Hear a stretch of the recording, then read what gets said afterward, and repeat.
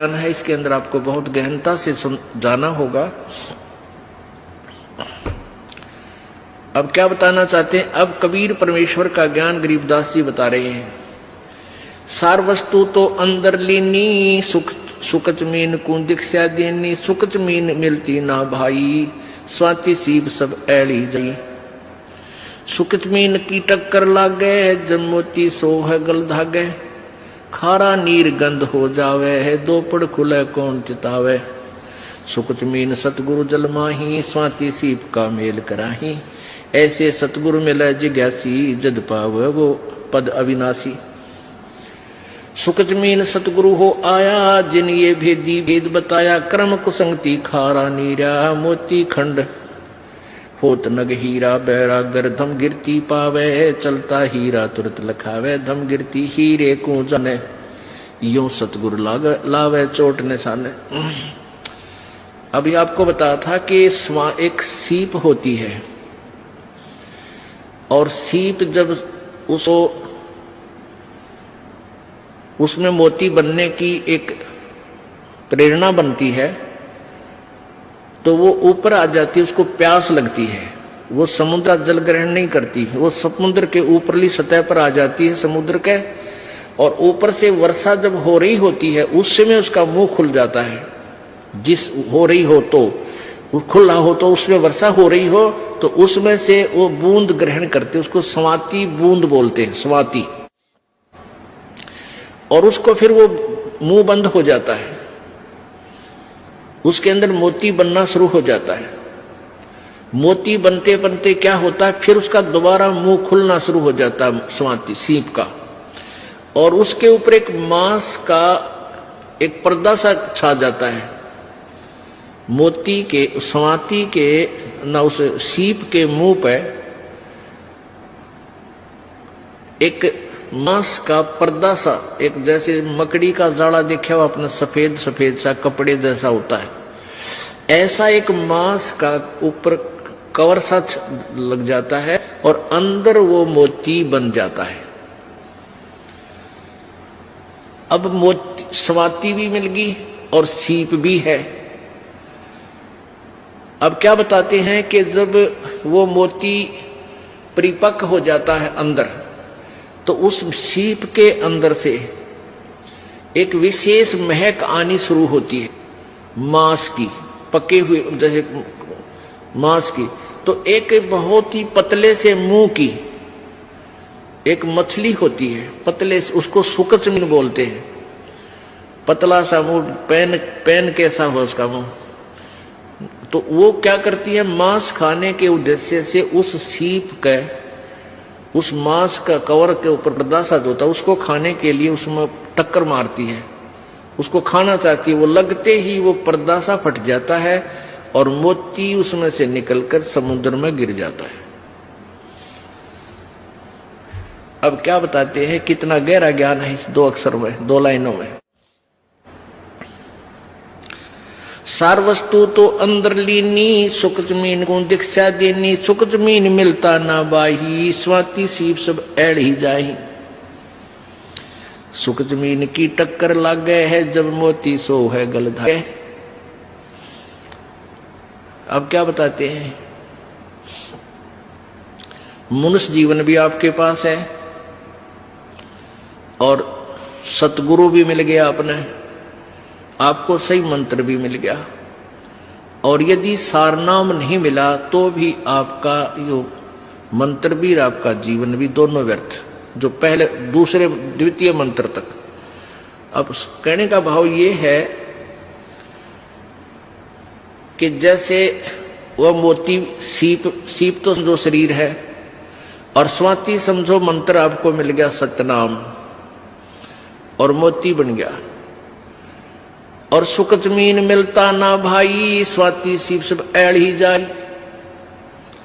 सार नाम आपको नहीं मिला और आखिरी सांस तक आपकी इसके अंदर श्रद्धा, पूरे गुरु जी में श्रद्धा, यानी आखिरी सांस तक इसकी जाप नहीं किया।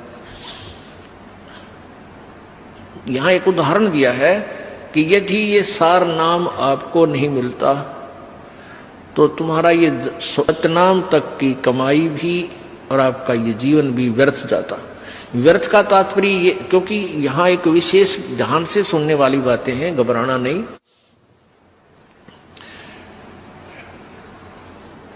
अब जैसे आपको सतनाम मिल गया और सारनाम मिला नहीं और आपकी मृत्यु होगी।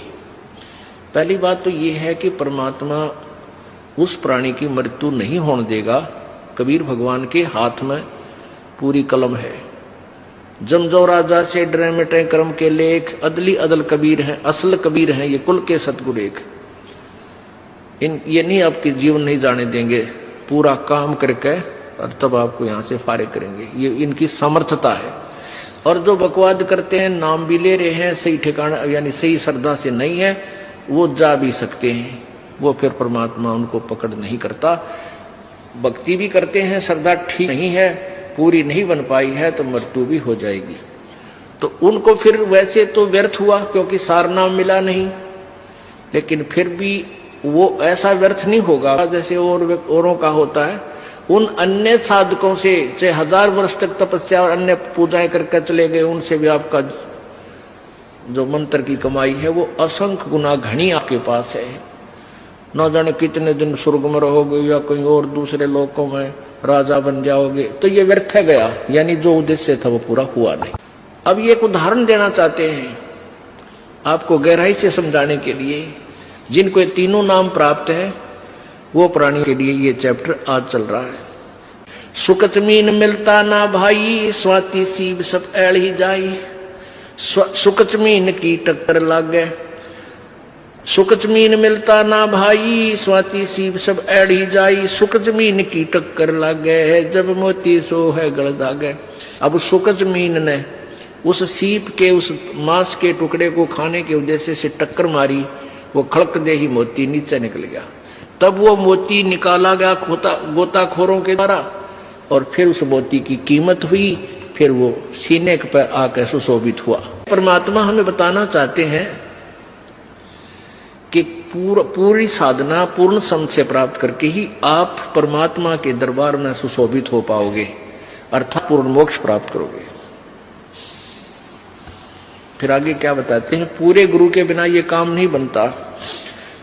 सुकच मीन सतगुरु हो आए, जिन ये भेदी भेद बताया। कर्म कुसंगति खारा नीरा, मोती खंड होत नग हीरा। बैरा गर्दम गिरती पावे, चलता हीरा तुरत लखावे। दम गिरती हीरे को जाने, नो सतगुरु लावे चोट निशाने। अब ये हीरा जो होता ना, एक हीरा ये पत्थर में बन जाता है, पत्थर में होता है, पहाड़ में, और इसकी इतनी ताकत होती है इसमें, ये कुछ ऐसी गर्मी पाकर के वहां पहाड़ की, और ये पत्थर को फोड़ता उसके अंदर से चल चल चल करता हुआ चल पड़ता है, जिधर भी इसकी दिशा बन जाती है। तो पहले राजा लोगों के पास एक धमगिरती होते थे। धमगिरती वो क्या होती, उनके अंदर एक ऐसी कॉमन सेंस होती है, ऐसी उनकी सुरती लगती थी, वो ध्यान यानी अपनी ऐसी सुरती को पत्थर से पहाड़ पर दचा देते थे कि वो हर उस पत्थर की उस हीरे की दिशा को बता देते थे कि ये इधर को चल रहा है। अब जैसे उनके पास बैठ जाते पहाड़ के, और उस आवाज से अंदर हो रही आवाज बहुत गहरे, किसी को नहीं सुन रही वो बाहर, उसकी सुरती उससे कनेक्ट हो जाती, और वो फिर सुनता है ऐसे कान से लाकर कि वो इधर उसकी दिशा है, वो बता देता इधर आ रहा है, इस स्पीड से आ रहा है। तो आगे जाके राजाओं से बता देते थे कि यहां एक खोद दो, इसको गड्ढा इस पहाड़ के बीच में या खुदाई करवा दो, ये वहां तक इस समय में पहुंच जाएगा।